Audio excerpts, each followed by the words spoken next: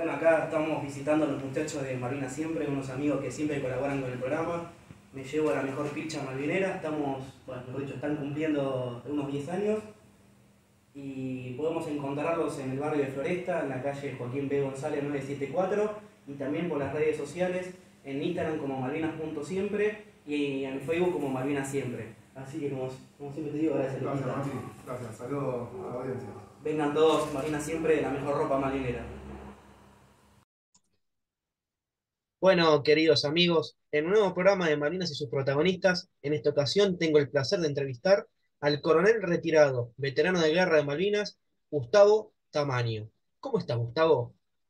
Buenas tardes, ¿cómo está? Un saludo a usted y a toda la audiencia. La verdad es un placer poder tener esta conversación y que nos puedas contar un poquito de lo que fue su experiencia en Malvinas. Bueno, sintéticamente participé de este conflicto como jefe de una sección de vehículos blindados, para ser más precisos, de vehículos de exploración, PANAR, de los cuales llevamos de Esquel, de entonces Destacamento de Exploración de Caballería Blindado 181. En total hubo 12 vehículos blindados en las islas, 8 de los cuales vinieron en nuestra unidad. Eh, yo de esta unidad salí junto con el subteniente Chércoles, llevamos un total de 8 vehículos a las islas, a los cuales se sumaron 2 más del Escuadrón de Exploración Blindado 9 y 2 del Escuadrón de Exploración Blindado 10. Hoy día Escuadrón de Exploración Blindado 1. Eh, Básicamente fuimos convocados para hacer vehículos de la reserva blindada. Llegamos a la isla con el primer grupo, el 9 de abril, y bueno, estuvieron en el conflicto hasta el cese del fuego. Así que hicimos tareas diversas de exploración, de seguridad y obviamente la más importante de reserva blindada. Bien, bien. Y volviendo un poquito antes del 2 de abril, ¿usted en qué año llega al destacamento? Ambos éramos compañeros, ¿Ah? llegamos el 21 de enero de 1980 al destacamento y ahí en Esquel, para el año 82, cuando partimos, salimos el día 5 de abril, Ujú. lunes 5 de abril a las 19 horas, ya llevábamos 2 años en Esquel, estábamos bastante fogueados con todo el tema de las islas, no de las islas, de los vehículos blindados. Por lo de las islas fue toda una sorpresa para nosotros. Y para el 82 usted que era subteniente también, ¿no? Sí. Teniente, éramos los dos subtenientes en el tercer año. ¿Qué edad tenía? En mi caso 25 y mi compañero 24. ¿Ya tenían familia? Yo no, era soltero, mi compañero se había casado el año anterior. Bien, bien, Eh, eh, no tenía hijos, pero tenía esposa. Es un bien. aspecto interesante ese, porque cuando uno tiene que partir abruptamente a un conflicto bélico, el tema Claro, de la familia, pesa mucho. eh, sí, es un asunto muy importante. Inclusive es un asunto importante resolver los asuntos prácticos, como las cuotas, si uno tiene un crédito, Sí. pago de alguna cuestión, porque uno, como en este caso, partió aparentemente por un tiempo limitado y estuvimos bastante Tiempo más que afuera. 2 meses. Sí, Sí, sí, bien, bien. Ya que usted sí, mencionó que el 2 de abril los agarró de sorpresa como a todos, en su caso sí, sí. personal, ¿cómo recibió esa noticia? Con estupor, insólita. Lo último que pensé es que íbamos a tener un conflicto con los británicos. Aparte, en Esquel vivíamos un poco alejados y aislados de todo, digamos, muy lejos de Buenos Aires. Sí. Todo llega muy atenuado, amortiguado en ese lugar y más en aquellos tiempos.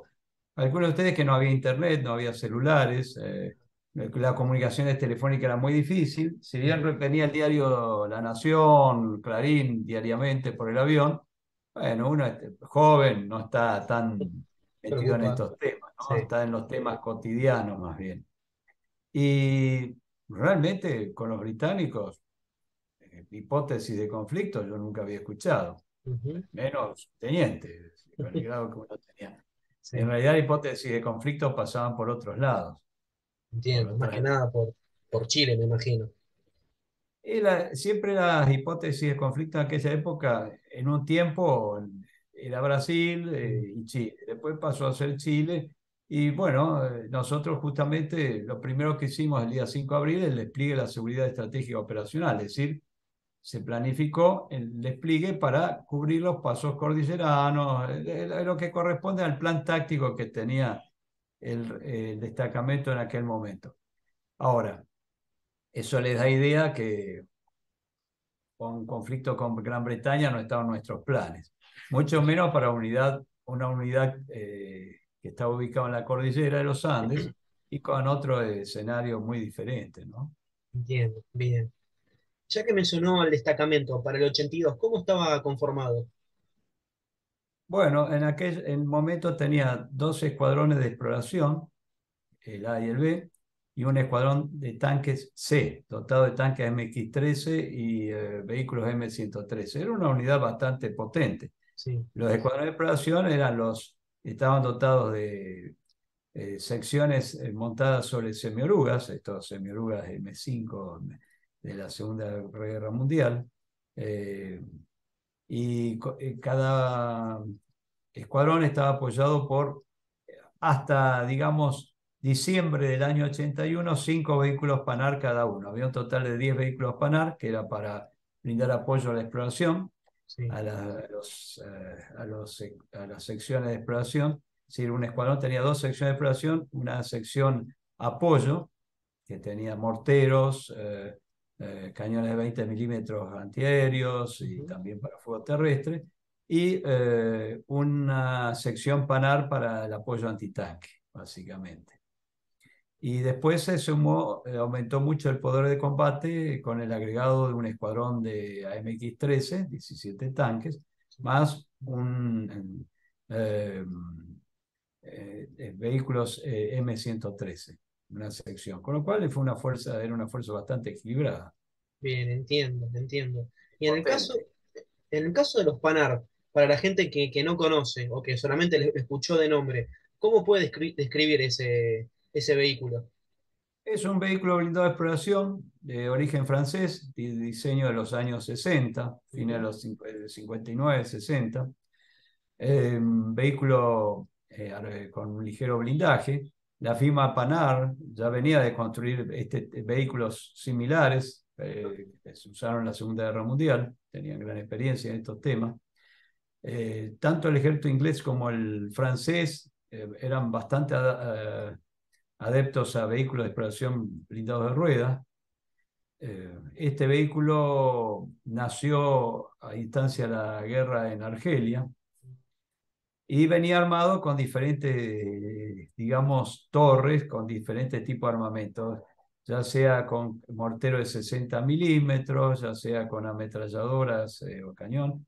Y este modelo que tenía una torre con la H90F1 con un cañón DEFA 921, un cañón francés de baja presión muy potente, digamos 90 milímetros, sí, lo cual le da a un vehículo de solo 5 toneladas y media la potencia de un tanque eh, por el calibre y las características del proyectil. Voy a usar una palabra un poco eh, fue un éxito de venta, lo compraron muchos países africanos y lo llamaban el tanque de los pobres, porque te combinaba la potencia de fuego de un tanque, por ejemplo, un M41, un tanque mucho más pesado, sí, como digamos un M41 que tenía 25, 26 toneladas, o hasta la potencia de fuego de un M48, porque el cañón de 90 milímetros, la diferencia era la velocidad inicial, era más lenta la del Panar, ajá, pero la ojiva que llevaba de carga hueca era capaz de perforar 260 milímetros de blindaje.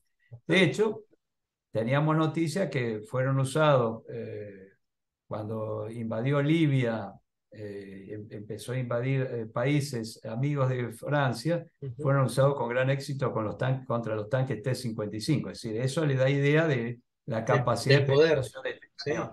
Sí. De hecho, es un cañón muy similar, por no decir igual, que el Cochrane Mark III, que dotó, por ejemplo, los tanques brasileños, cuando reemplazaron el M41 o lo empezaron a poner cañones más potentes, le pusieron de 90 milímetros el Cochrane.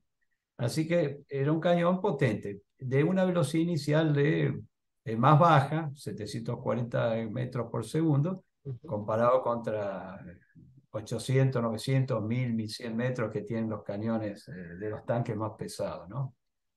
Pero bueno, Y, una muy buena relación costo, ujú. peso y potencia de fuego. Un blindaje muy ligero, por cierto, solo para armas de calibre pequeño Bien. y, y esquirlas de artillería.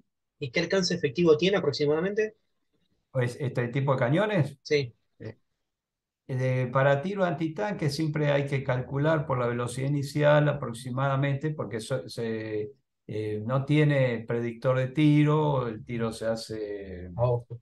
cálculo, digamos, como se usaba en la Segunda Guerra Mundial, por apreciación de distancia, por Sí. apreciación de velocidad de vehículo. Aproximadamente es un cañón para abrir fuego entre 1100 y 1500 metros con fuego antitanque. Ujú. Con munición de alto explosivo, eh, la, la óptica está graduada para 2400 metros. El antitanque 2200 y 2400 el alto explosivo. En realidad, por la velocidad inicial del cañón, el alto explosivo alcanzaba más distancia, Ujú. pero se ponían la mira en 2400 porque para tirar mayor distancia, 3, 4 kilómetros, la precisión, no tanto la precisión, el sistema de De puntería puntería. necesita algunas otras cuestiones, como la inclinación, los muñones, la inclinación de los muñones del cañón, y tener un observador que observe el tiro, los impactos para la corrección, bueno, tiene otras Bien. características, ¿no? Pero bueno, sí, ahí viene una buena pregunta también, porque el efecto de un cañón de 90 milímetros en alto explosivo es más parecido al de un 105 que al de un 75. Y esto es algo interesante porque allá en las islas, si bien los ingleses llevaban vehículos blindados, los Scorpion, los Scimitar, eh, el uso, digamos, que más probable era contra tropa a pie. Y en ese sentido, al ser un cañón de 90 milímetros, el efecto de contra tropa a pie es notablemente mayor que un cañón de 75. Esto uno lo sabe por los informes de la Segunda Guerra Mundial. Era muy distinto un cañón de un Panther de 75 milímetros, el efecto alto explosivo, que un cañón de 88, es 90 milímetros de un tanque como el Tigre, por la potencia de deflagración y proyección de esquirla. Son detalles a tener en cuenta. En cuenta, claro. ¿Y la tripulación de cada Panar, cómo estaba formada? Tres tripulantes, Ah. un conductor, un apuntador y un jefe de tanque que hacía también la función de cargador del cañón. Ah. El cañón era un cañón de cierre en cuña, típico de tanque, Ujú. y la munición, bueno, era una munición bastante manejable comparada, por ejemplo, con una munición de TAM Mm. o de AMX-13, era de dimensiones más contenidas, al ser de 90 milímetros y tener un cartucho, una vaina más corta.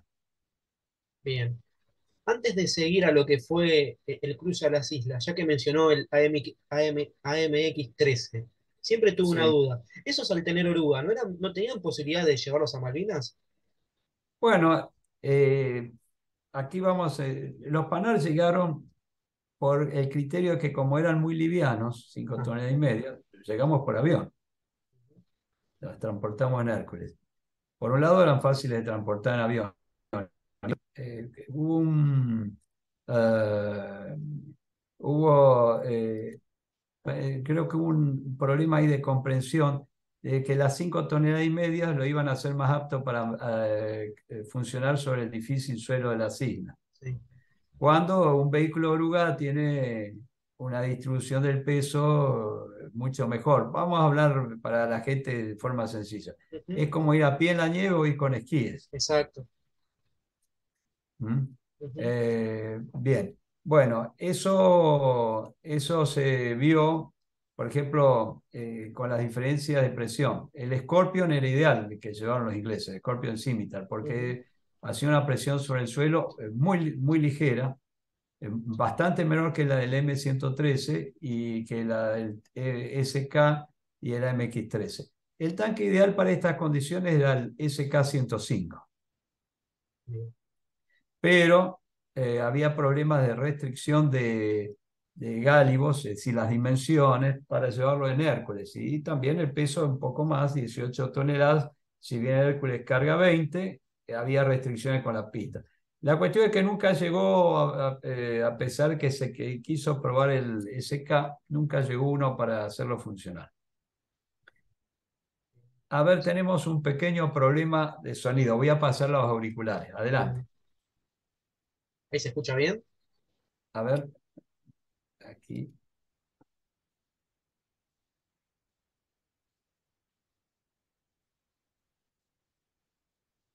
Ahora va mejor.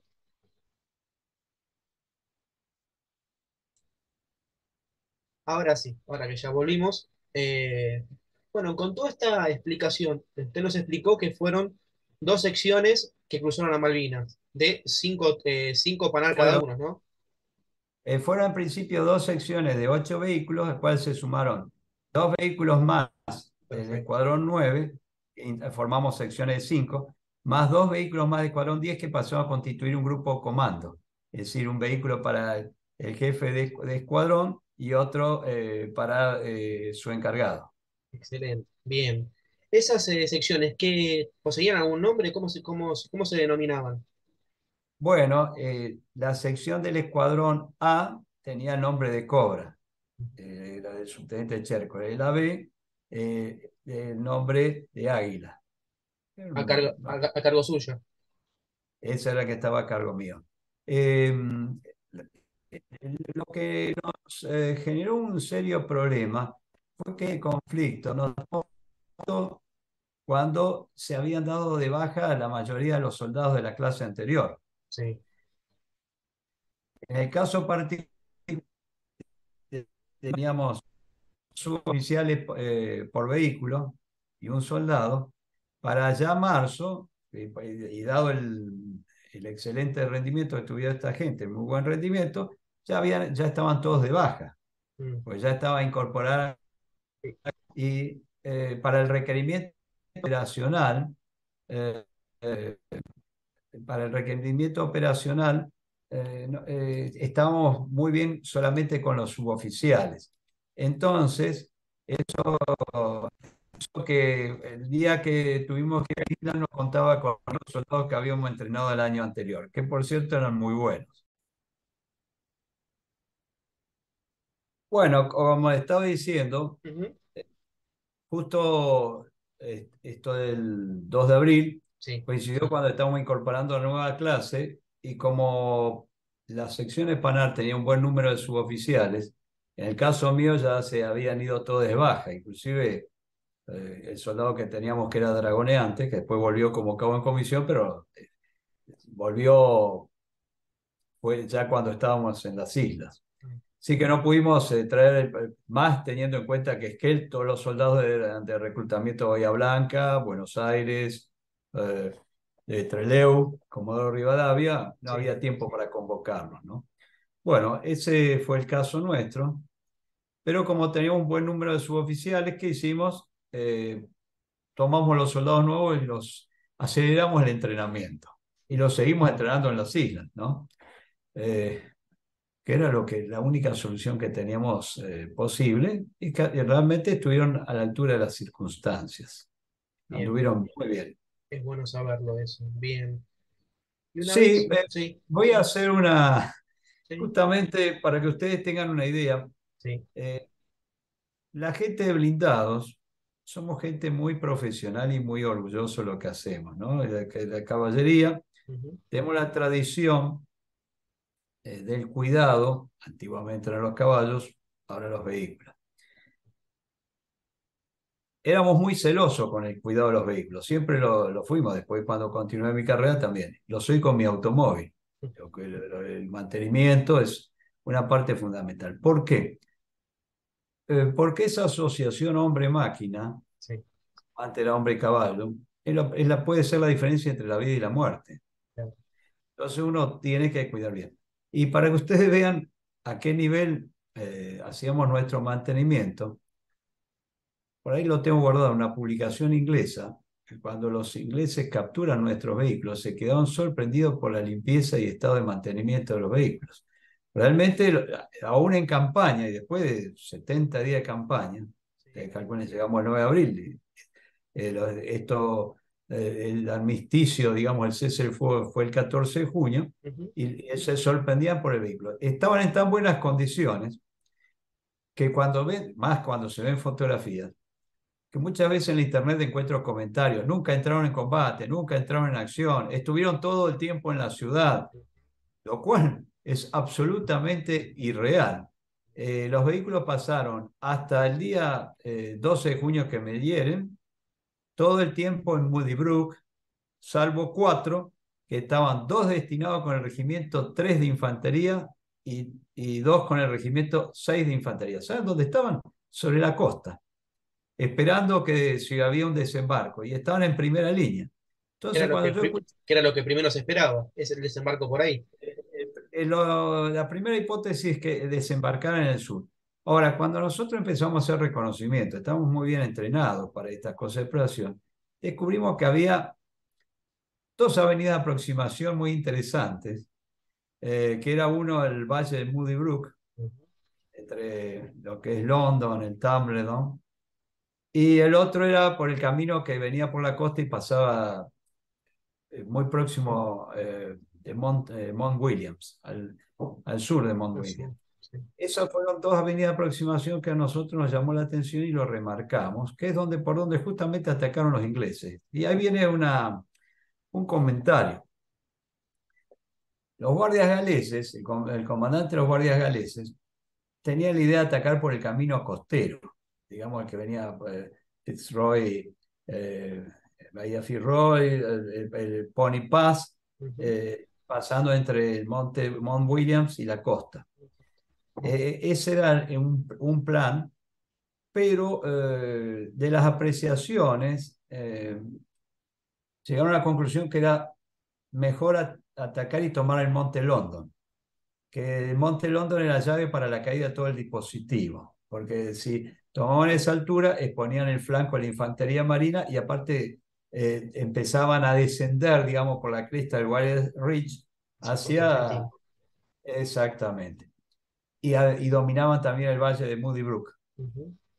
Bueno, atacaron y fueron por Monte London. Y eso fue lo que descalabró la última línea defensiva.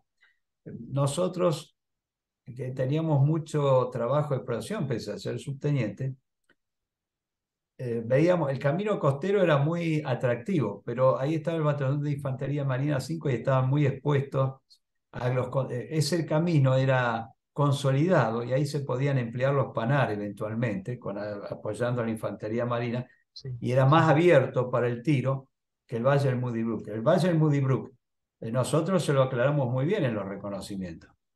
Si los ingleses tomaban la altura de London y el Waterloo Ridge, cualquier ataque por el valle con los vehículos blindados era la carga de la caballería ligera en balaclava, porque teniendo los ingleses las alturas, los cañones no daban el ángulo de tiro, 18 grados, y aparte íbamos a estar expuestos a un fuego antitanque de flanco. Así que los ingleses la hicieron bien, la estudiaron lo cual habla de que son Profesional. buenos soldados y conocen y saben usar el terreno. Ahora, el terreno fue dificultoso para ambas partes. Los ingleses también llevaron elementos blindados. El mando inglés descreía que se pudiesen usar vehículos blindados en las islas, porque la transitabilidad era muy comprometida. Eh, a pesar de ello, llevaron vehículos de exploración también, pero llevaron vehículos dotados de orugas, los Scorpion y Scimitar, al mando del teniente Mark Corret. ¿Qué eran Llevaron los Blue and Royal, se les llamaban? Blues and Royal, que es un regimiento muy tradicional de la Household Cavalry, sería equivalente acá al regimiento escolta, granaderos a caballo, escolta presidencial. El que guarda la household, el que guarda la casa real, es el Blues and Royal por un lado y el Life Guards el otro, que están fusionados actualmente. Son regimientos muy tradicionales. Y al igual yo he tenido la oportunidad de hablar con Mark Core, de chatear, muy parecida a las tradiciones nuestras, caballería, de blindado, las experiencias de exploración. Y muy interesante la experiencia de Mark Core. Él trajo 4 vehículos Scorpion, 4 Scimitars y un vehículo recuperador Samson, muy útil, por cierto. Que a nosotros siempre tener un vehículo recuperador, aunque sea un mínimo tren de combate es útil. Nosotros no teníamos tren de combate, pese a que éramos conscientes que lo necesitábamos. No teníamos ni siquiera un camión para llevar munición extra ni combustible. Eso se llama tren de combate. El tren de combate es un vehículo que va más atrás de los vehículos blindados, 1000 metros, fuera del alcance enemigo, y que tiene la misión de o adelantar la munición y el combustible, o si uno se repliega y se reabastece de ese vehículo. Bien. Después está el tren de campaña, pero eso ya es de la unidad, que va con todo el resto de las cosas, va con la parte, digamos, más pesada. Pero el tren de combate que abastece ahí en el momento. Y es un elemento muy útil, especialmente en el Panar, porque solamente tiene 20 tiros de cañón. La capacidad Contra interna los vendría a ser. capacidad interna tiene 20 tiros, contra los 50 o 60 que tiene normalmente un tanque. Entonces, eso es un aspecto a tener en cuenta. No, el combustible no tanto porque son vehículos de gran autonomía, pero el tema de la munición sí. Usted dirá, ¿por qué tiene tan pocos tiros? Bueno, uno por la dimensión del vehículo. Y el segundo, porque no se espera que un vehículo de exploración entable combate con el enemigo. El vehículo de exploración no está diseñado para entablar combate con el enemigo. Está diseñado para buscar información del enemigo, observar el enemigo e informar.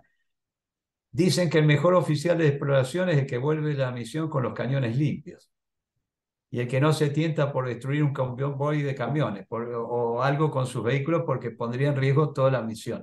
Porque la exploración es un arte muy particular. El vehículo blindado de exploración no está diseñado para eso. Tiene blindaje, tiene cañón para superar situaciones difíciles, para, digamos, escapar de situaciones comprometidas, o bien para en determinadas circunstancias hay una técnica de exploración que se llama forzando la exploración. Forzar la exploración significa vulnerar las medidas de seguridad del enemigo, eventualmente entrar en combate con la fuerza de seguridad del enemigo para avanzar y obtener información. Normalmente el buen oficial de exploración trata de entrar a las líneas de enemigos sin ser detectado, infiltrarse y reunir la información y volver sin bajas. Esa es la misión de exploración en general. Y hay diferentes tipos de exploración. Pero bueno, por eso tampoco lleva tanta munición. La munición que lleva es para si encuentra una circunstancia, un enemigo ocasional, y con eso Se puede poder defender. salir de la situación. Sí. Bueno, podríamos hablar mucho. Yo empecé mi vida en exploración y después pasé a los tanques TAM. Son dos cosas diferentes. La Sí, exploración y un regimiento de tanques. bien. El oficio de exploración es un oficio particular y el oficial tiene que saber cuándo obra como oficial de exploración y cuándo obra como oficial, digamos, tanquista. Está bien de caballería. Son misiones típicas de caballería, exactamente. Así como había unidades de caballería de exploración a caballo digamos, ligeras, Sí, estaban las formaciones para el combate ya más pesado. Sí. perfecto. Bien. Ahora con esta aclaración, una duda que me quedó de una cosita que dijiste anteriormente. Una vez que ustedes llegan a las islas, estaba usted y el subteniente Chércoles, pero ¿quedan a cargo de quién? ¿El destacamento queda a cargo de quién? Bueno, hubo 2 o 3 etapas, por decirlo. Ah, Hay una etapa que nosotros llegamos el 9 de abril, sí, estaba el general Daer como comandante. El general Daer era nuestro comandante de brigada. sí, él había solicitado porque necesitaba las fuerzas que estaban allí en ese momento, era el Batallón de Infantería Marina 5, el Regimiento 25 y el Regimiento 8, todo de la 9ª Brigada. El Regimiento 8 pasó a la otra isla, a Fox Bay. A ver si, no, está bien, a Fox Bay. Los blindados fueron muy bienvenidos porque le daba una potencia de fuego a la guarnición. Y en ese momento todo era una defensa circunscripta entre el aeropuerto, el sur de la ciudad y las alturas que estaban al oeste. Nada más que eso, más una fuerza que iba a este lugar que mencioné, a Fox Bay, para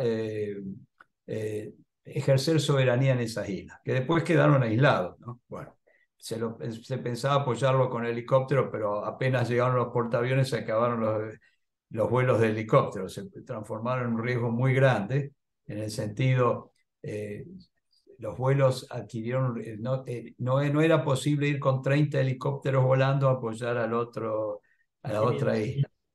Bueno, pero se confió en un principio, ya vamos a hablar un poco del tema de la reserva. Bueno, estos vehículos, como digo, 8 vehículos fueron bienvenidos, dependíamos directamente del comando como reserva, los 2 subtenientes que estábamos allí, y esa situación se mantuvo aproximadamente hasta el 15, 16, 17 de abril. Cuando llega el general Joffre, que era más antiguo que el general Daer, y entonces él se hace cargo de la guarnición militar. Cuando llegó el escuadrón 10 dependía de la 10ª brigada, Sí.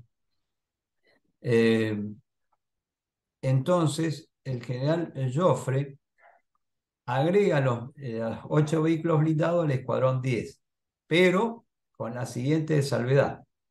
Los 8 vehículos blindados, 10 ya éramos porque estaban los de escuadrón 9, esos 10 vehículos blindados, después se suman los 2 del escuadrón 10, pasan a constituir la reserva blindada. Éramos el escuadrón Panar, reserva blindada.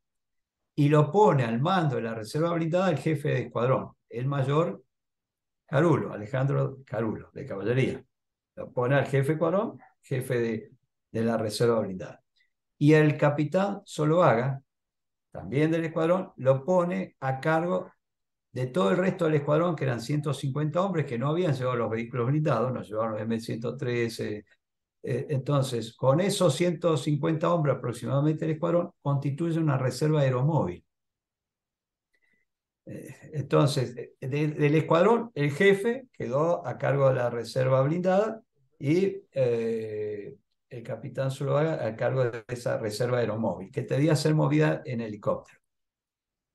La reserva de aeromóvil, esto no quiero desplayar mucho, tenía que ir al Monte Ken y reunirse con otra compañía de infantería para constituir toda esa reserva aeromóvil. Nunca se trasladó porque por diferentes circunstancias y sobre todo porque se quedó en Moody Brook. Es decir, de hecho estuvimos juntos los blindados con esta reserva aeromóvil, que después pasó a ser reserva motorizada, que dieron jeep, y después pasó a ser reserva a pie. O sea que terminó actuando como infantería. De hecho, actuaron los días 10, 11 de junio, 12, con mucho éxito como infantería bloqueando el avance inglés. Con un éxito muy, muy destacable, porque apenas con ametralladoras, morteros y morteros 81 milímetros, yo los conocía todos, los vi la noche que partieron, lograron bloquear el avance inglés con un éxito muy grande. Tuvieron Y bajas también. eran 150 hombres, y bloquearon el valle de Moody Brook. Eso les habla del espíritu de la caballería. Eran Exacto. todos gente de caballería y en circunstancias sumamente difíciles, porque ellos no tenían las posiciones excavadas, Claro. ni tenían adelantada la munición, habían reconocido el lugar, pero recuerdo la noche que fueron en circunstancias extremadamente difíciles. Excelente liderazgo del capitán Zuluaga, yo lo escuchaba por la radio, la forma, bajo esas difíciles circunstancias. Bueno, esa pequeña fuerza de caballería detuvo el ataque en Moody Brook, Saltando. en el valle de En Moody el Brook. valle, exacto. Estaban al pie del Wilds Ridge y detuvieron el ataque en circunstancias extremadamente difíciles. Por eso está destacado esta unidad en el informe Rattenbach, Sí. igual que está destacada la unidad blindada, porque no me quiero adelantar, Ujú. pero cuando todo se desmoronaba, los PANAR Bueno, contenían con el fuego el día 12 de junio último in extremis, ya era como reserva blindada, porque también muchos dicen, ¿por qué no lo usaron antes? ¿O por qué? Bueno, muy sencillo. ¿A qué subteniente le gustaría usar su vehículo? Nosotros éramos reserva blindada. Y a partir de ese momento, así como dependíamos del general Joffre, después el mayor Caruro dependía del general, digo, del general Daer, cuando inicialmente el mayor Caruro dependía del general Joffre y recibía las órdenes directamente del comando. Uno no mueve los vehículos o hace Porque, lo que quiere. porque quiere, obvio. Yo comentario, digo, pero ¿ustedes qué pretenden? Digo, ustedes desconocen absolutamente el arte militar. Ujú. El comandante de la reserva es el as que tiene guardado para taponar una entrada, para someter ante una circunstancia, y va dosificando, porque él tenía, primero va a emplear para las reservas del nivel regimiento, después puede emplear un regimiento reserva o fracciones de reserva para taponar alguna penetración o bloquear, como usó el Escuadrón 10 con todo éxito. Y los PANAR los tenía ahí, digamos, teníamos mucha dificultad de movilidad, pero éramos la reserva blindada. Y el comandante cuida esa reserva. Cuando le empeñaron el día 14, la reserva estaba, habíamos llegado, yo ya estaba herido, pero había llegado en esas condiciones con un 90%, 80% de poder de combate, lo cual no es poco. Después de tantos bombardeos, estar en campaña, y es más, fueron los últimos cañones en disparar contra la Bien. infantería inglesa que avanzaba sobre Moody Brook. Y según los testimonios que tengo, Ujú. el fuego fue bastante efectivo, Bien. Eso es lo porque que poco ayudó se a conoce. desaferrar tropas que estaban allí, las tropas propias que estaban. Eso me lo comentó un capitán que estaba en el momento. Me dice, la verdad que le debo a los hombres de los PANAR haber podido desaferrarme de los ingleses. Porque Bien. ya la artillería para el día 14 estaba con todos los cañones eh, fuera de servicio, Fuera de porque servicio. Sí. bueno, los últimos cañones, los últimos disparos de cañón, Fuera de los panas. 30, 40 disparos, 50, fueron los de 90 milímetros de Panar, al menos en ese sector. Bien. Y sacando los dos vehículos que estaban con el Regimiento 3 y los dos que están con el Regimiento 6, el resto de los 8, usted dijo que se establecieron primero en lo que era las cercanías de Modibruco. Bueno, desde el que llegamos hasta que ordenan allí por mayo, 10 de mayo, 15 de mayo, no recuerdo la fecha exacta, Ujú. todos los vehículos estuvieron reunidos en Moody Brook. Armamos una suerte de, ahí nos habían dado una instalación, no tenía electricidad, no tenía agua. Mis suboficiales eran muy hábiles en todas estas cosas. Tuvimos agua, tuvimos electricidad, hicimos un acantonamiento para la tropa, pusimos en marcha una serie de comodidades, hicimos un lugar para el mantenimiento de los vehículos. ¿Viste? Bueno, no voy a abundar las actividades, pero realmente pudimos, dadas las circunstancias, armar un lugar que nos fue muy bueno para toda la campaña. Cuando empezaron los ¿Estaba cerca del bombardeos cuartel? de Moody Brook, unos 250 metros, 300, sí. De hecho, las primeras veces nos daban el racionamiento ahí en el cuartel que era de los Royal Marines, nos daba la brigada. Sí. Y luego, cuando empezó el bombardeo, establecimos nuestra posición bien contra la falda de la montaña para evitar el fuego naval. Pero esas instalaciones nos siguieron siendo útiles porque ahí teníamos, además, habíamos acopiado víveres, habíamos acopiado una serie de cosas, de pastillas de alcohol, jabón, todo eso, papel, toda esa cosa que el papel higiénico, todo eso hicimos, pues de cómo llegamos, y eso es otra cosa que siempre aprendí de mi superior de caballería. No esperar órdenes. En la caballería tenemos un dicho: provocar las órdenes o tomar la iniciativa. Entonces, apenas llegamos, lo primero que hicimos fue, además que ya llevamos, por ejemplo, calentadores de camping con garrafas. Compramos, porque mi jefe me dio una buena cantidad de dinero, Sí, aprovechamos Comodoro Rivadavia, compramos pila de linterna, se compraron toda una serie de accesorios, porque no sabíamos cuánto tiempo iba a durar la campaña. claro. Y llegadas a las islas, gracias a que nos encontramos con gente amiga de caballería, que también nos ayudaron, acopiamos también elementos que eran vitales, por ejemplo, carne enlatada. Ujú. Conseguimos 8.000 tiros de munición inglesa, que era la misma que usamos nosotros en eslabones desarmables, que nos hacían falta. Y así cosas que tuvimos. No, tuvimos, para ser dos jóvenes subtenientes, fuimos acompañados, no, nos cuidaban, teníamos gente que nos cuidaba y yo Sí, siempre agradezco eso, ¿no? es Además, fundamental. nosotros nos movíamos. Claro, claro, bien. Y ya que mencionó los bombardeos, a partir del 1 de mayo, que es cuando realmente comienza lo que es el Sí. conflicto, ¿ustedes tuvieron alguna baja tanto en personal como en material por los bombardeos? No. Nosotros, el día 1 de mayo, que estábamos en Moody Brook, fuimos espectadores, digamos, espectadores en alerta, ¿no? No, esa noche nos bombardearon, sí, pero no tuvimos baja. Impresionante como las esquirlas incandescentes volaban por los aires, ¿no? Por la espoleta a tiempo. Eso que uno no se ve a veces en las películas, pero les digo, cuando explota un proyectil y vuelan ve uno ese rojo del metal volando por los aires, que toca un cuerpo y las heridas de esquila, yo lo he experimentado en mi propio cuerpo, son muy severas. No, nosotros los primeros heridos los tuvimos el 10 de junio. El soldado Mancisidor, el soldado Acosta, o si quieren coraceros.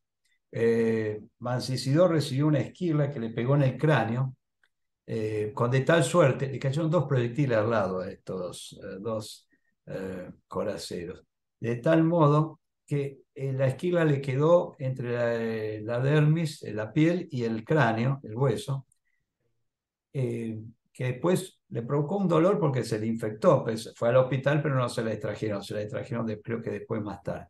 Y a Costa le atravesó la esquila del talón de Aquiles, entre el tendón y el hueso, sin más daño que haber atravesado el bolsillo. La verdad que fueron muy afortunados. Sí, Y los sí, sí. otros tres heridos fueron el día 12 de junio, 2 días más tarde, en que lo hieren al cabo Primo Alegre, el conductor, Raúl Alegre, que lo hieren en el abdomen, en la pierna. Afortunadamente no fueron heridas serias, tuvimos mucha suerte. ¿Qué era fuego de artillería esto?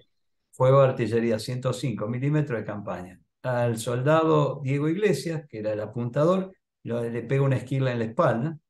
Y acá quien le está hablando, que recibió una esquila en el brazo derecho, que prácticamente me pulverizó el radio, otra esquila en el brazo izquierdo y una esquila en la pierna izquierda. Fue el día, esos fueron los 5 heridos que tuvimos. No tuvimos ningún muerto.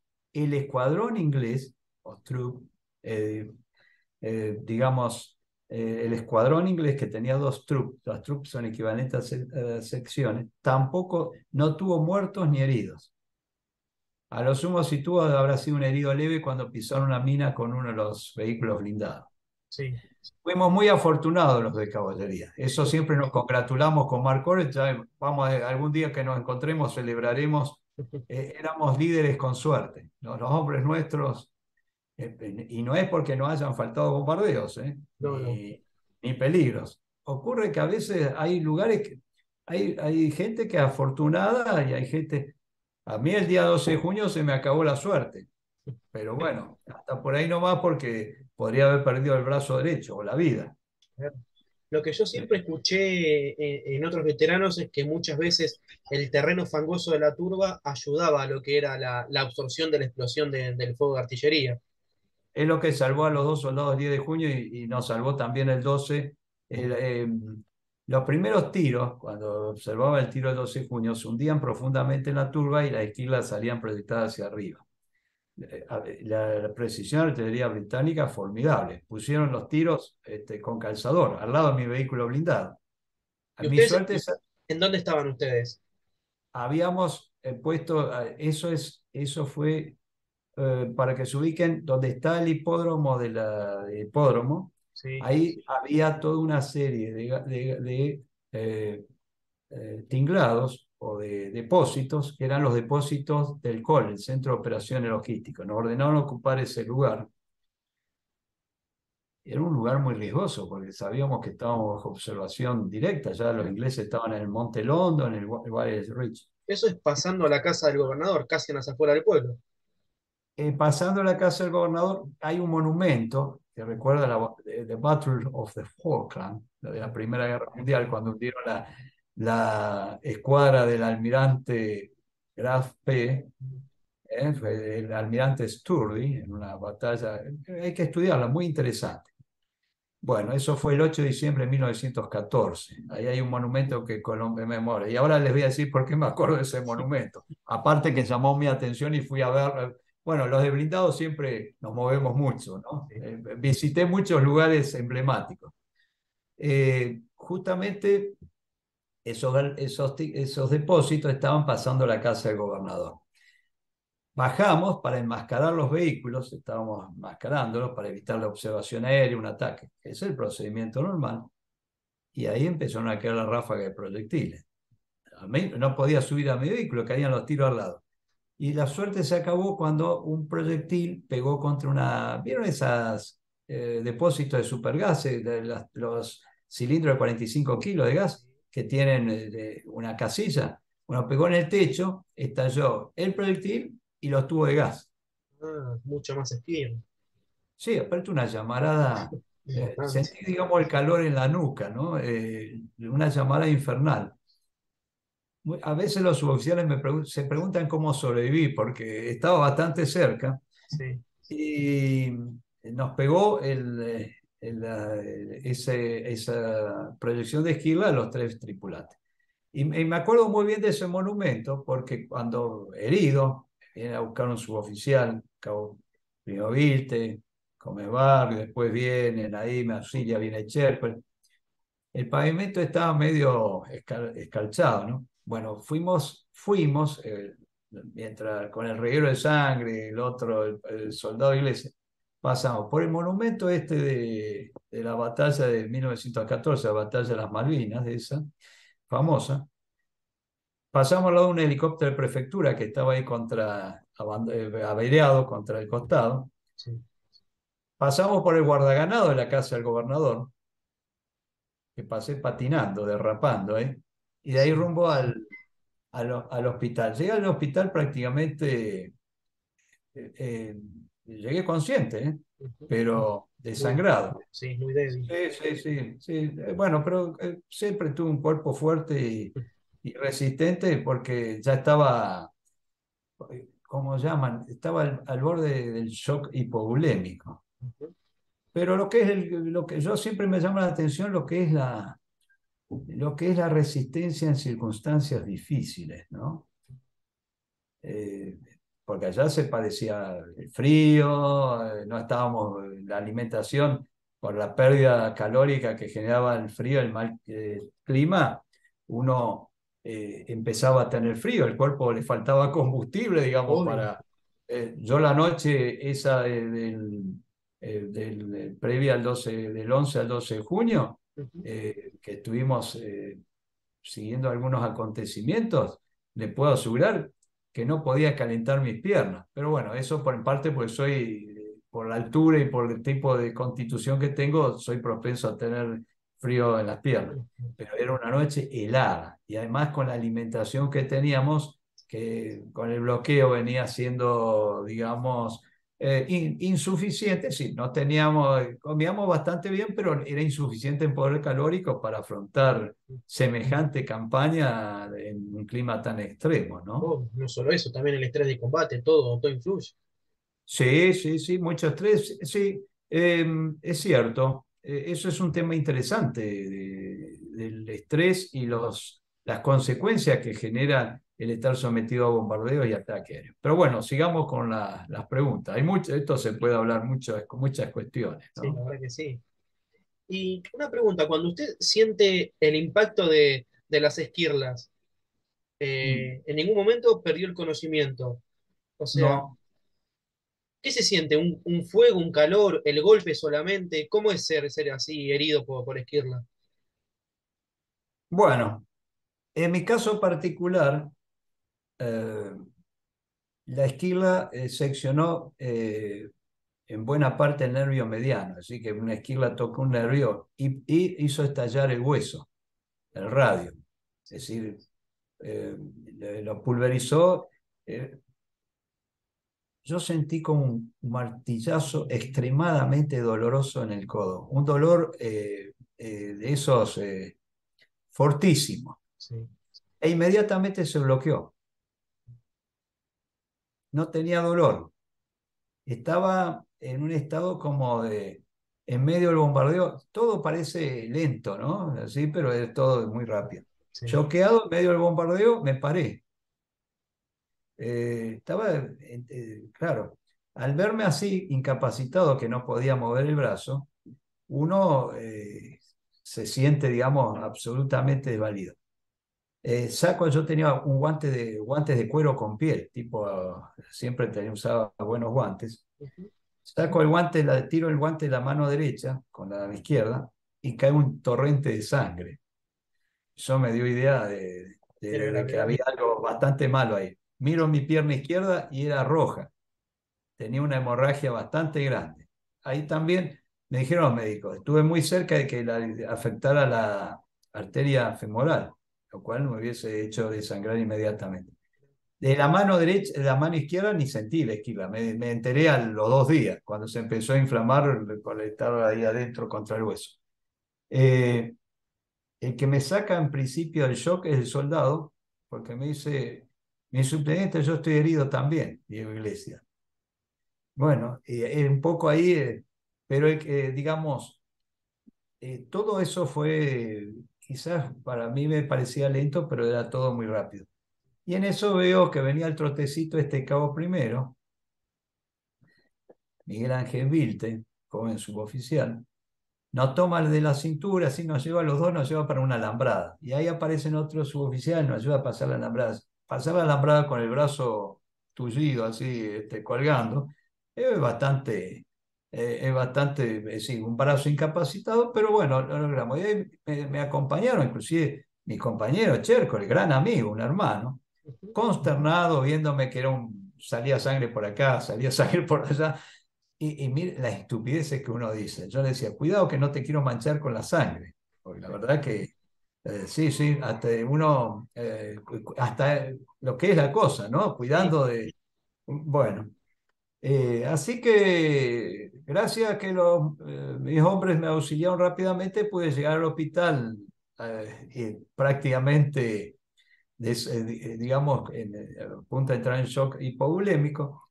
eh, lo que son las casualidades. Nos ve llegar al hospital un odontólogo que nos conocía, Capitán Cordero. Entonces nos hacen entrar rápidamente, nos lleva a una suerte de shock room, por decirlo así, donde se atendía. sí, Bueno, ahí me pusieron suero a presión, por decirlo así, apretando el sachet para dar volumen, porque ya estaba con pulso taquicárdico. Me vencieron un vendaje compresivo. Mi gente se fue, obviamente, a los vehículos. sí. Y cuando empecé a recuperarme, el brazo me quemaba, era fuego. Claro, después, cuando me cortan el uniforme y veo lo que tenía, me entré a preocupar porque era un orificio de dimensiones considerables. Digo, mejor estar consciente a ver si todavía, bueno, me ardía mucho. Me pusieron morfina, igual me dolía. Digo, póngame más. No, si le ponemos más lo vamos a pasar. Eh, Después la morfina produce su efecto, ¿no? Y calma un poco. Estando en el hospital sentíamos los tiros de artillería. Y el hospital tenía una característica, el techo tenía unas claraboyas de plexiglas. ¿Saben lo que es el plexiglas? El de El plástico. plástico, sí. Me acuerdo.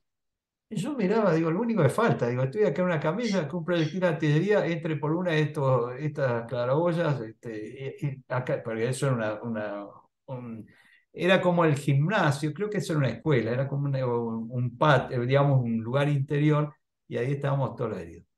No pasó mucho, habrá sido 15 o 20 minutos que me llevaron al quirófano para operarme. Sí, Los médicos atendieron primero, les preocupaba la pierna porque parecía que era más grave. Y bueno, ahí me cortaron todo el uniforme, ahí perdí mi pistola, todo lo que era el uniforme descartado, buena parte estaba eh, destruido, sí, manchado de sangre porque había perdido mucha sangre. Y lo que me tranquilizó es que vi quién me iba a tocar el brazo. El doctor Ariel Barrera Oro, uno de los mejores traumatólogos, que yo lo sabía de su fama, lo conocía, y realmente a él le debo que me haya recuperado también el brazo, porque esa primera cirugía que me hicieron y que me enyesaron ujú, fue, digamos, crucial para las recuperaciones posteriores. posterior. Así es. Sí, a veces hay que tener una cuota de suerte en todo Claro, obvio. en estas cuestiones, porque si esto me hubiese ocurrido, por decirlo así, muy alejado o Ujú. sin una adecuada e inmediata atención, y hubiese posiblemente me hubiese muerto desangrado. Bueno, en realidad les voy a decir, les voy a confesar una cosa. A medida que iba perdiendo sangre, Bien, Gustavo, entonces ahí nos estaba diciendo entonces que en el momento que, obvio, cuando uno va perdiendo sangre, uno piensa que ya termina todo ahí. en realidad no sentía dolor, digamos, estaba en un estado muy como no tenía un sufrimiento. Cuando me revieron, sí, ahí empecé, volví otra vez a conectarme a los padeceres del mundo. Pero Bien, bueno, es increíble cómo reacciona el cuerpo humano ante ciertas circunstancias, ¿no? Eso es claro. algo que veía. Y ahora entiendo por qué hay personas que no tienen dolor ante ciertos momentos duros. Debe ser la adrenalina, las circunstancias. Bueno, el cuerpo está diseñado para soportar ciertas cuestiones. Y lo otro que puedo decir es que el cuerpo humano es muy frágil también. Entonces, ¿se imaginan ustedes que lo que uno puede encontrar en un conflicto, las armas y todo demás, están diseñadas para generar daño? Y a veces son daños, cuando no producen la muerte, producen daños irreversibles y graves. Ujú. Entonces, es algo para reflexionar, ¿no? Es para pensarlo. Yo en mi libro cito el relato de un oficial de sanidad británico comentando en Normandía eh, el tema de cómo empiezan a llegar los heridos y lo impactante o el impacto que produce ver gente que ha sufrido las consecuencias de proyectiles y todas estas cuestiones, ¿no? Así que bueno, pero son cuestiones para pensarlo, ¿no? Las guerras, como leía cuando era muy chico en una military review, decía muy sabiamente que las guerras solamente las ven con entusiasmo, con cierto, los jóvenes, porque el joven cree que puede contra el mundo muchas veces, ¿no? Tiene esa sensación de que todo lo puede llevar adelante, y los viejos, porque lo ven con romanticismo, la hazaña que hicieron, y demás. Pero la gente promedio, el hombre promedio, lo ve como lo que es, una tragedia. Así, muy buena esa Pero, reflexión. La Military Review es una afamada revista que se hace en Estados Unidos, en Fort Leavenworth, Kansas, y que siempre ha tenido artículos muy interesantes. Bueno, quedo a disposición es, para preguntas. es bueno saberlo. Y algo que creo que es importante, una vez que usted queda herido, ¿quién queda a cargo de la sección de usted? Bueno, se hace cargo del subteniente Chércoles. Ah, Si bien yo tenía un encargado de sección, Chércoles, junto con el mayor Carulo, se hace cargo de todos los asuntos, digamos. La organización militar tiene una estructura que hace que ante la caída de un jefe de elemento, inmediatamente hay una persona que está designada para tomar y hacerse cargo de la situación. Ya está pensado porque eso es una vicisitud propia del combate. Y ya que usted en un principio mencionó la actuación final de la reserva, ya que usted estaba herido y no lo puede ver, pero ¿nos puede comentar un poquito de cómo fue esa Mm. última acción que tuvieron los Panar? Sí, siempre según relato lo que testigos presenciales, que Claro, estuvieron obvio, ya, ya estaba Mayor herido. Carúpolo, Chércole, Vilte y otros más. Lo podría sintetizar de este modo. El día 14 de junio, a eso de aproximadamente 9:30 de la mañana, 9:30, el general Joffre le ordena al mayor Carulo intervenir con los blindados desde inmediaciones del hipódromo. Eso es aproximadamente 2-3 kilómetros de Montbrooke, adelantar con los vehículos y empezar a abrir fuego contra la tropa inglesa que avanzaba desde el Wires Ridge. Es decir, venía avanzando infantería británica. ¿Había gente Entonces, replegándose también? había gente replegándose también. Por eso hay que tener mucho cuidado en Claro. estas cosas. No, ya no había artillería disponible, tengo entendido, por todo lo que la información que he reunido. Ujú. Bueno, el asunto fue que los vehículos, avanzó una parte de los vehículos, la mitad, 5 vehículos, 5 o 6 vehículos con el subteniente Chércoles, y entraron en posición y empezaron a abrir fuego, ¿no?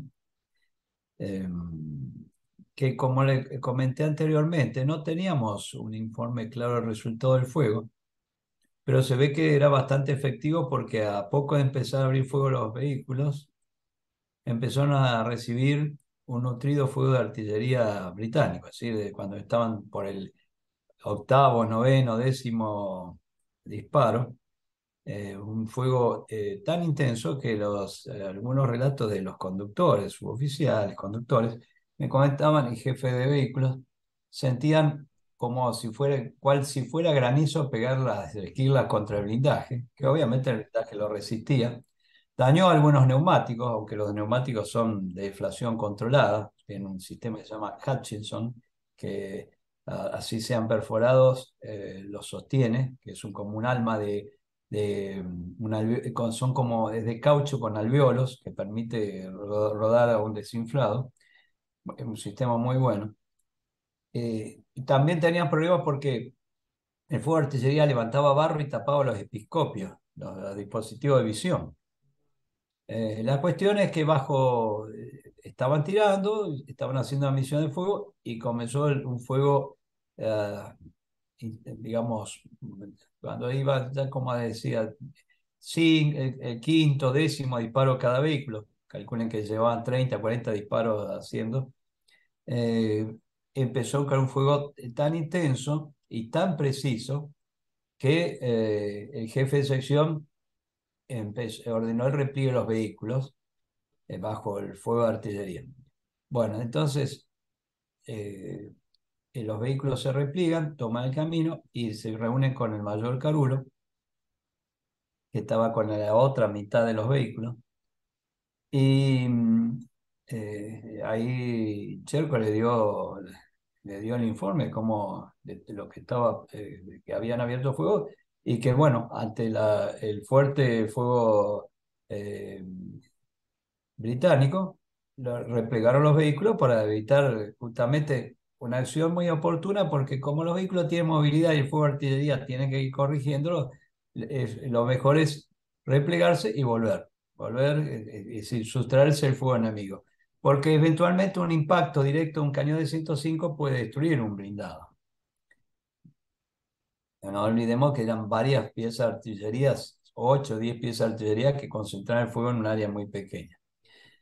Eh, entonces, cuando Carulo informa al comando, el comando le ordena no volver a la acción, porque ya se había ordenado un cese de fuego, evidentemente. Y le cambian las órdenes y le ordenan dirigirse hacia unas alturas ahí próximo a Zapper Hill, subiendo por el camino que iba a Montblanc, y ocupar posición ahí con los vehículos blindados, estando listos para abrir fuego, solo en caso si los británicos abrían fuego. Es decir, que para las 11 de la mañana, 10:30, ya las hostilidades habían cesado. Fueron con los vehículos, se pusieron ahí, vieron, venían los argentinos replegándose, los ingleses avanzando, pero no se disparaban. Eh, es más, nosotros habíamos dejado a algunos hombres nuestros en Moody Brook con toda la parte de los bultos, con todas las cuestiones. Bueno, volvían ellos caminando con los ingleses atrás. No no hubo más intercambio de fuego. Y para el mediodía ya se había acabado la acción. Ahora, me intento poner situación y en cuestión de poco tiempo, del infierno de los bombazos al silencio sepulcral. Silencio absoluto, sí. Acá siempre refiriéndome a que Ujú. me ha relatado el entonces mayor Carulo, fue sorprendente. Hicieron esta acción, 9:30, 10 de la mañana, intercambio de fuego verdadero entre los Panay y la artillería británica. Sí. Y terminada esa acción, todo quedó digamos, en un silencio, ¿no? Es más, les voy a comentar. El día 14 de junio, ya la situación era desesperante para los defensores. Lo único que quedaba era, digamos, hacer una defensa en el perímetro de la ciudad. Alguno lo pensó. Y ustedes se imaginan que bajo esa atmósfera de que todo está perdido, cayeron las alturas, se están replegando, porque los suboficiales míos cuando fueron a abrir fuego veían cómo se replegaban los argentinos, digamos. Que ya todo tenía sabor de que terminaba. Y estos hombres, con muy buen estado de ánimo, cumplieron las órdenes y se arriesgaron para ir a abrir fuego en el último, digamos, minuto de la guerra. Eso les habla de la disciplina y entrenamiento de esta gente. Ah, muy bien. Ah, Y luego, bueno, volvieron. Luego que terminaron esta misión de cubrir, como les dije, sin abrir fuego, porque por hoy preciso el general Joffre, los vehículos fueron encolumnados en la Philomel Street, que era una calle que daba hacia el apostadero naval, hacia el muelle. Bien encolumnados, perfecto, esperando órdenes. Ahí se encolumnaron los 12 vehículos, que es la foto que ustedes van a ver que están todos los vehículos impecablemente alineados. sí, Uno de los relatos más emotivos, el sargento Castillo, Ramón Castillo, tucumano, mi encargado de sección, me cuenta que cuando cesa el fuego, él estaba ahí parado en su vehículo y viene un sargento inglés. Viene, lo saluda, lo abraza.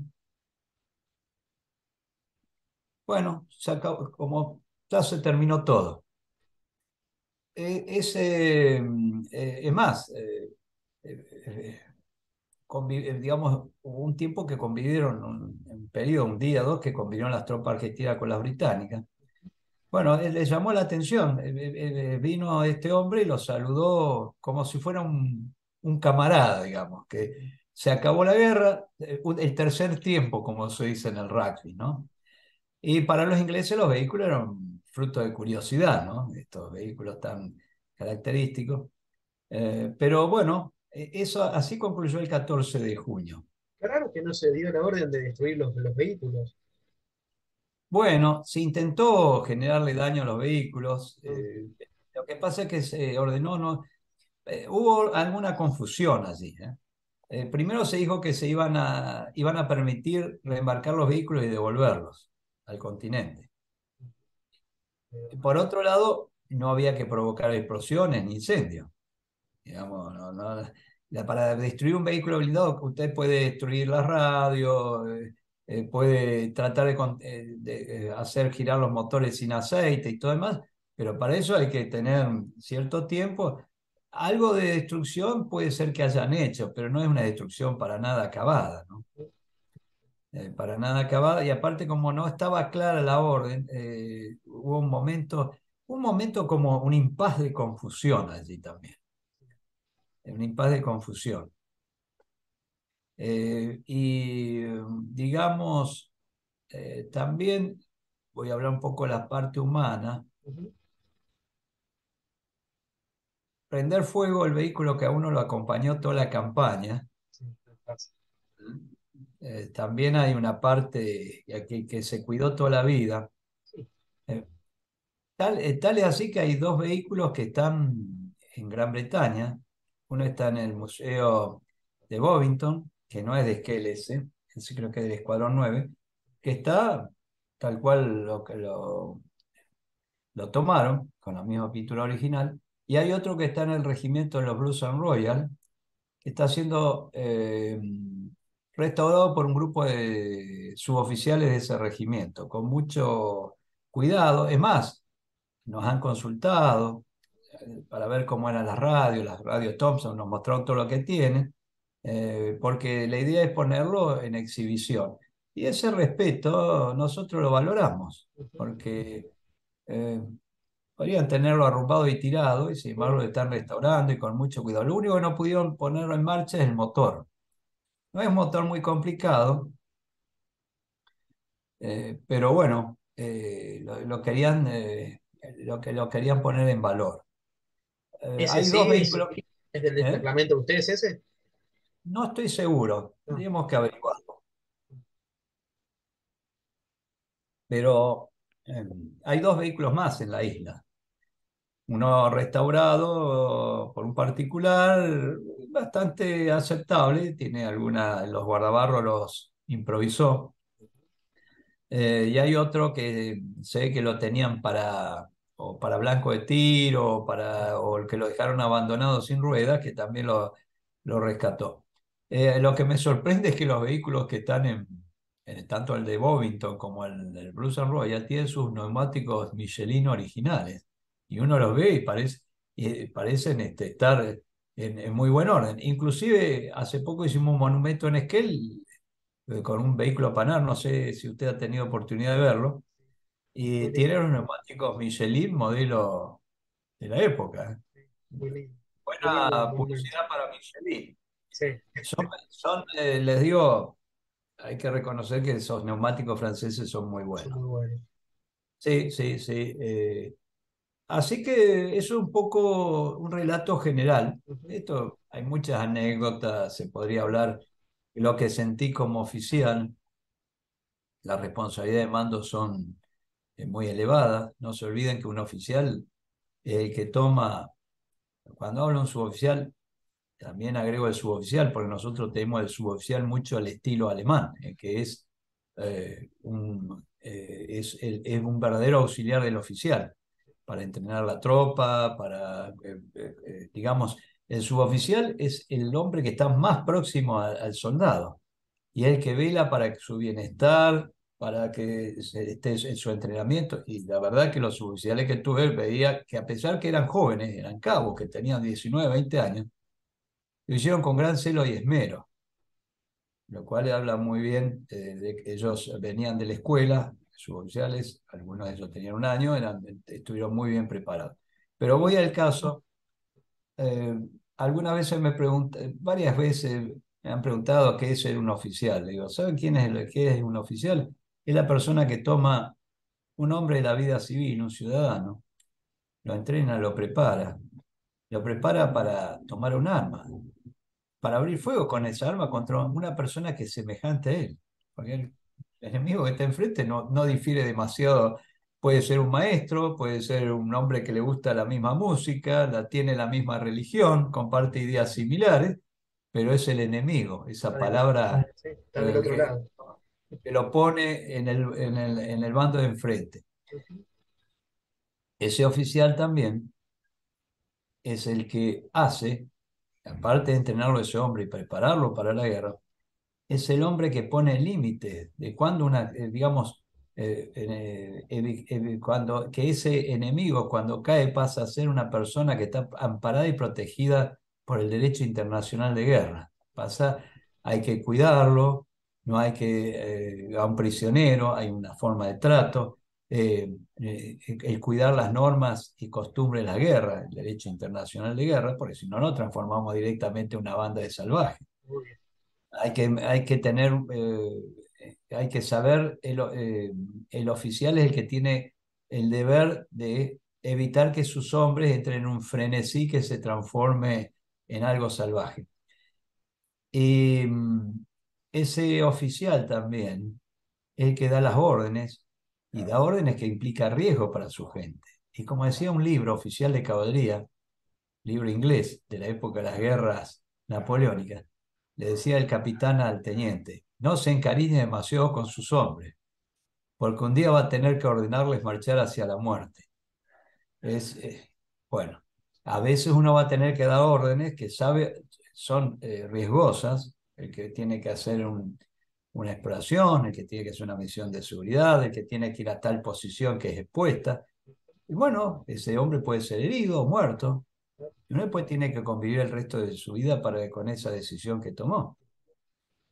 Errores puede ocurrir, no somos perfectos, la guerra hay muchas cuestiones un descuido puede ser una muerte, o un golpe de mala fortuna también. Y otra, es un poco, les explico, que para este oficio hay que tener preparadamente para estas cosas. Hay que asumir riesgos calculados, hay que contener a la gente en el desánimo. ¿Se imaginan que ya el día 7, 8 de junio se veía que eso se caía todo, o antes? Pero Ya venía. nosotros teníamos mantener el espíritu alto. Y le voy a decir una cosa más, que esto alguna vez lo leí, coincido. Ujú. Uno empieza luchando por la patria. Si la patria es algo allá grande, hasta, pero lucha más por el honor del regimiento también.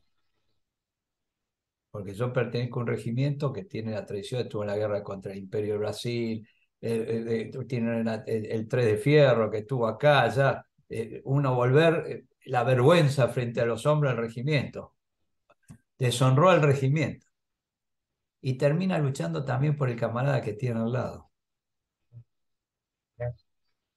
Ya. Eso, el tanque es un equipo, nos cuidamos unos con otros. Eso es una diferencia importante. Si bien todo es un equipo, en el tanque es esencial, porque estamos todos jugados ahí. Si nos pega el proyectil antitanque, vamos, todos estamos expuestos. Entonces, eso hace que las tripulaciones de tanque tengan un espíritu muy particular. El soldado podrá ser soldado, yo podré ser subteniente o podré ser capitán, pero somos camaradas y estamos embarcados en el mismo buque. Y eso hace yo lo llamo una jerárquica hermandad, porque cuando hay que limpiar el cañón del tanque, limpian los tres miembros, cuando hay que hacer las tareas, es un equipo. Como, como si quieren, como una competición en un velero. El tipo que está tirado sin hacer nada no sirve, hay que ir todos tienen una misión. Bueno, y lo otro, eh, alguna vez, en una conferencia, un veterano de guerra me dice: yo siento culpa. Digo: ¿de qué siente culpa? Que yo estoy vivo y allá que quedaron muertos. Sí, le digo, pero no tiene por qué sentir culpa por estar vivo. Porque ¿sabe la diferencia, le dije, de que usted esté aquí vivo y de que aquellos que han caído? Puede ser que el proyectil cayó 5 metros más allá o 10 metros más acá, eh, porque no fue su día, porque se arriesgó demasiado, porque el hombre que tomó riesgos, o se descuidó, o le tocó. Hay un montón Entonces vaya y de duerma, variables. claro, vaya y duerma bien, le digo. Yo no me pregunto porque me tocó a mí herido y al otro no le tocó. O podría estar muerto. Entiendo. No, no sienta culpa. Digo, sea usted mismo y agradezca que salió bien. Me imagino que esa palabra la habrá hecho bien porque no es fácil comprenderlo. Supongo que sí, más viniendo una persona que vio la muerte de frente. Claro. Hay que agradecer, las guerras son muy traumáticas, hay que leer mucho. Hay heridas que quedan en el cuerpo y otras quedan en el alma, en la mente. Eh, Hay un síndrome llamado postrauma, que yo cuando lo escuché me llamó mucho la atención, después empecé a averiguar, que es muy, yo a veces con mis, ahora del año pasado, nosotros nos juntamos generalmente en abril en Esquel, los soldados de los coraceros, hablamos con las familias, es algo muy lindo, ¿eh? Fíjese el espíritu nuestro, que 40 años después nos Sí, se seguimos siguen juntando. juntando y vienen las esposas, vienen los hijos, y no Ujú. hay jerarquía, ¿eh? Vamos todos ahí, nos sentamos y compartimos el momento. Y me contaba uno de mis, quien había sido soldado mío, que el estrés postraumático, digamos, el desgaste que genera en el cuerpo, esa vigilia permanente, le había traído problemas de salud. Escuchamos con mi señora, con mi hijo. Para mi hijo fue una experiencia muy, digamos, enriquecedora, encontrarse con quienes fueron los soldados de su padre, los suboficiales, que hablaran con él, que hablaran con él. Terminó una guerra y pasado tantos años encontrarse con quienes fueron soldados y compartir una cena, un almuerzo, un acto. El monumento que se hizo sufragado por los veteranos de guerra. Eso le habla un poco del espíritu que tenemos. Y ese espíritu no Hermano, nació por casualidad, ¿eh? Nació porque los dos oficiales que fueron, los suboficiales que estuvieron presentes, muy buenos suboficiales, un humanismo, guerreros, pero con esa condición humana que hermano, debe sí. caracterizar al soldado. Y bueno, eh, eso es para un oficial Ujú. es un premio muy grande que Obvio, encontrar y poder reunirse con su gente. con su propia gente después de tantos años. Bien. Sí, sí, sí. Muy bueno. Yo lo comento y lo digo, Ujú. porque las guerras muchas veces dejan cicatrices, rencores, eh, malas experiencias, etcétera, etcétera. Nosotros tratamos, y quizás lo puedo resumir con lo que me dijo la hermana de un soldado, o de uno que fue soldado en ese momento, en una de las veces que fui a Esquel. Quiero agradecerle algo. Usted los llevó todos vivos y los trajo todos vivos. Bueno, le digo, no todo, porque los últimos días, le digo, estuvo acá mi compañero. Bueno, pero vaya, le digo, el reconocimiento. Fuimos muy afortunados, le digo, porque pasamos muchos riesgos y vicisitudes. Los cuidamos. Siendo jóvenes de 25 años, no, no teníamos todavía esa madurez que podíamos tener 10 años más tarde. Pero creo que teniendo en cuenta, yo siempre se lo digo a mi camarada, se lo digo también a mis suboficiales, teniendo en cuenta lo que fue este conflicto, que tuvimos que salir, digamos, inmediatamente, sin mayores preparativos, en un ambiente insular, aislados, en condiciones sumamente difíciles y concluir la guerra y ser destacado en el informe Rattenbach junto con el Escuadrón 10, los dos elementos de caballería, por la calidad de los mandos, por el trato, por estar siempre, digamos, ese espíritu de combate. Y bueno, qué mejor elogio para... Uno entró en esta carrera para eventualmente algún día tener que ir a una guerra o entrar en combate. Mejor no entrar en combate, pero cuando uno se prueba en estas circunstancias y logra estos resultados, es una satisfacción muy particular. Si no es como un cirujano que nunca operó, Claro, es verdad. porque en la teoría, se lo digo, yo soy oficial de Estado Mayor, he hecho muchos cursos en el ejército, me ha ido muy bien en la escuela de guerra, he estado en el extranjero y todo demás. Todo es muy lindo en el papel, no, es muy útil la escuela de guerra, los ejercicios, todo, porque lo va preparando uno psicológicamente. Pero ¿sabes la pregunta que me hacía yo cuando llegué a la isla y veía que esto venía para una etapa, digamos, de conflicto bélico? Si iba a estar suficientemente preparado y sobre todo si iba a tener la entereza para enfrentar el desafío de una guerra. Porque hay que tener un espíritu muy particular. Por eso el hombre que fue sometido, digamos, a esta exigencia, la superó bien. Yo terminé, tuve 2 años y medio restableciéndome de las heridas y me tuve que volver a reincorporar al servicio activo. Estuve a punto de ser retirado del ejército por la gravedad de las heridas. Me reincorporé, seguí mi carrera, lo de Malvinas, digamos, fue quedando atrás y me dediqué a desarrollar mis capacidades digamos, en la rutina militar. Es difícil volver a acostumbrarse a la rutina cuando uno vuelve a una guerra, pero lo hice. Tuve buenos jefes, supieron tener paciencia, me fui adecuando y salimos adelante. Yo cuando me encuentro con algún jefe que tuve, digo, le agradezco siempre la paciencia, digo, porque recibir un teniente veterano de guerra, que viene una guerra y que tiene que desacelerar, desescalar eso, no es fácil. Allá mi reconocimiento, a- yo siempre reconozco lo bien que me prepararon el colegio militar, los buenos jefes que me prepararon en Esquel y los jefes que me encausaron después de que regresé de Malvinas. Eh, eh, es muy importante. Bueno, dejarlo en claro eso. Bien.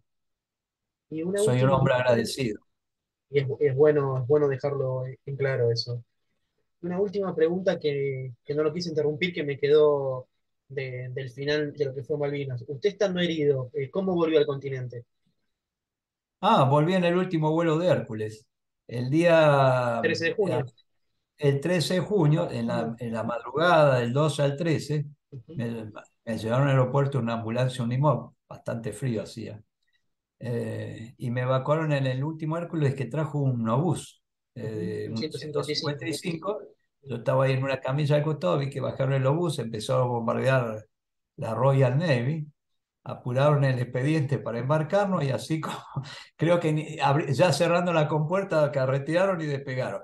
Les digo que si tenía 7 vidas, creo que ahí se fue una más, porque Un la vuelo cara de su peligroso.